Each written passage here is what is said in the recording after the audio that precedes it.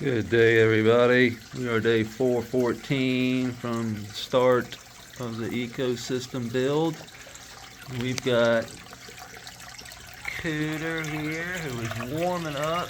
Looks like he's got himself a nugget. But I am right, I'll zoom out, I'm right on top of him. And he's not running. This is what I've been hoping for. I can get this camera in his face and not take off running. And it seems that Cooter is the only one. Scooter is still gun shy, but every time I see Cooter when I walk in now, I have a little nugget in my hand, so I'll throw it down there and he's recognizing that that's what's feeding him or her. And yeah, over time they just get used to you. Hopefully when he gets big and strong, I'll be able to handle him, be able to put him where I want him, be able to, take him outside, let him run around. Scooter, on the other hand, he's been hanging out over here. I saw him yesterday, but I haven't seen him today.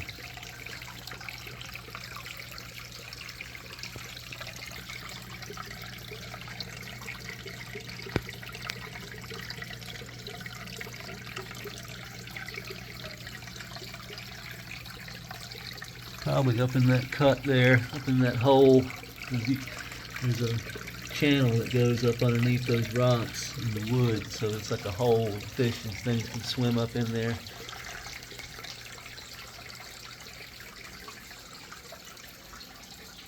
As far as the plants, we are going to be chopping down 2 more. We took down, I think, 2 more yesterday, all but the one Jolly Pond. We were going to take the Divine Pine, but I decided not to. We're going to take it down this evening. As soon as the lights go out, we'll turn the green light on and we'll come in here and we'll chop the Divine Pine. And we're going to chop the Cherry Grande today.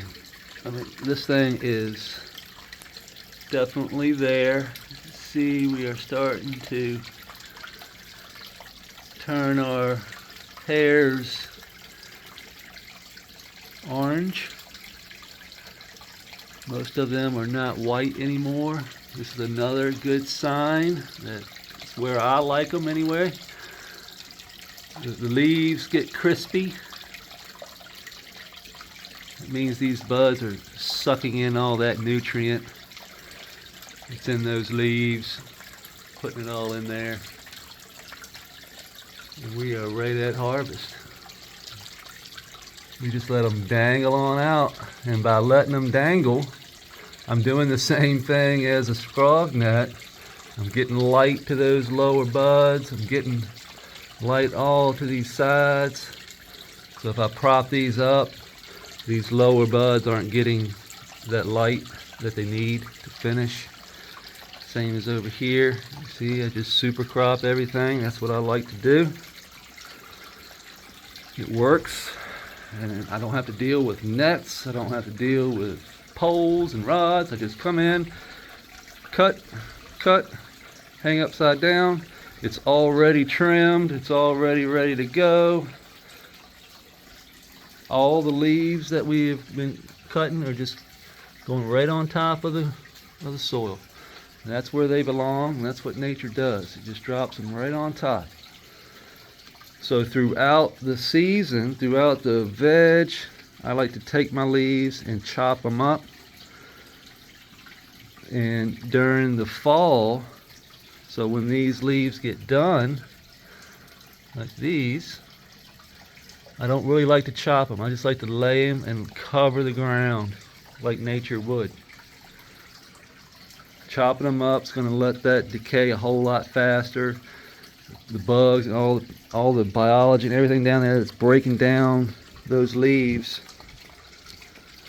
when you chop them up, it goes a whole lot faster, which is what you want in veg. But now that I'm cycling through, and I'm going to create a layer of leaves, and that layer of leaves is going to take a little bit longer to break down, but it's going to give us that layering action, that building. So we're going to be building soil. That's what we're trying to do here, is build soil. We do that with leaving the roots. So you can see here that we chopped cherry. We're going to leave that right there, and when we replant, we're going to come in, we're going to plant right beside it. Just going to dig a little hole there and put our pot right there. And then when the plant gets big enough, we remove the pot, pile up some compost and some IMO 3 or 4 around the plant, and it'll be like this in 100 days.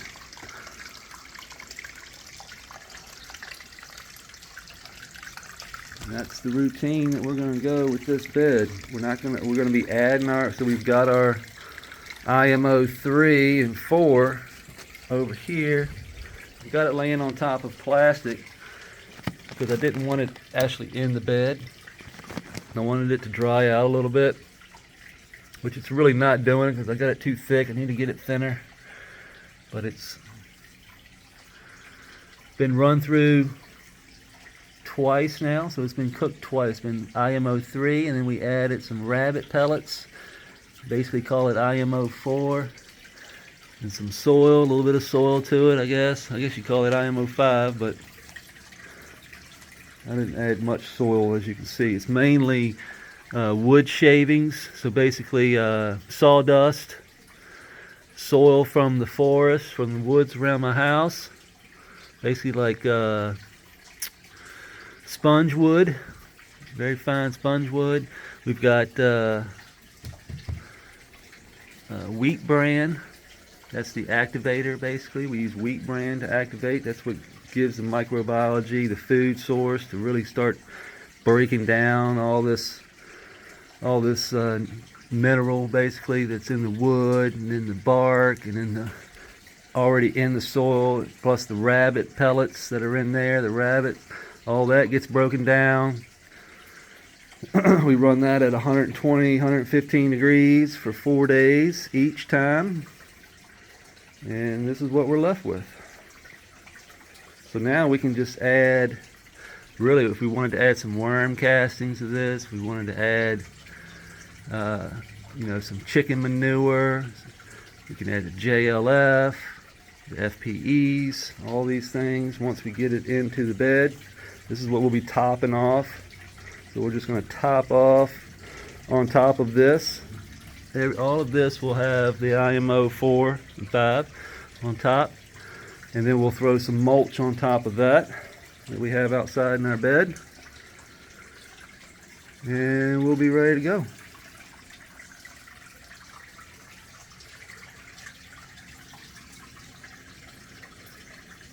See that blue? That's just pond shield. It just lets me know that rocks have fallen down, so we can pull them back up.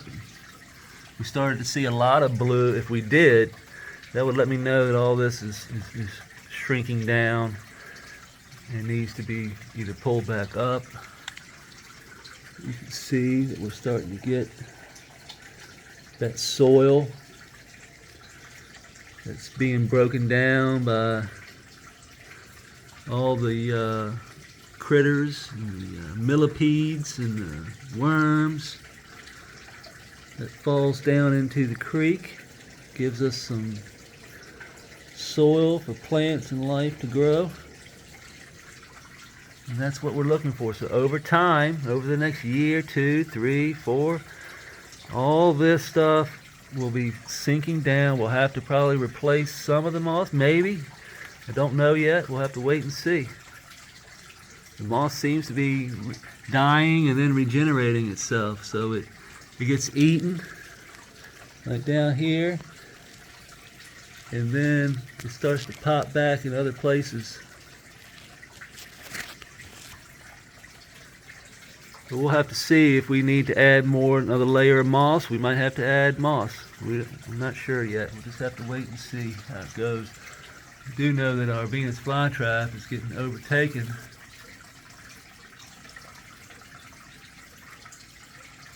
So that means this thing here, we're going to have to do some pruning. We're going to have to prune our grasses. You can see these seeds starting to flower.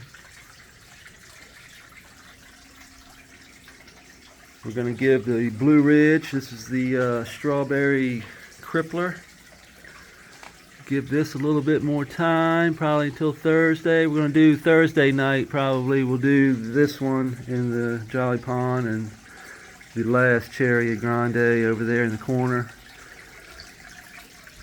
And we'll be done. We'll hang the lights Friday, hopefully get those hung Friday, and by Friday evening we'll be planting our new plants in here. We'll change the light cycle to 16.5 hours. That's what I like to run, 16.5. Don't ask me why. Well, I'm trying to mimic closer to my outdoor, which we only get about 13, 14 hours of light around here. I'm pushing it a little bit further than that because most people run 18 hours of light for cannabis plants. But if I run 18 hours, things go crazy. I mean, it'll get out of hand in here. So I'm only going to run 16 and a half. We'll see how that does. That's what I did last time. The plants seemed to do just fine. So yeah, that's what we're going to do. And we'll go from there. But if you'd like to get a discount on your lights, we're at grandmasterleds.com, I believe, and it's discount code Yellow Skunk. And we appreciate it. We'll see you tomorrow.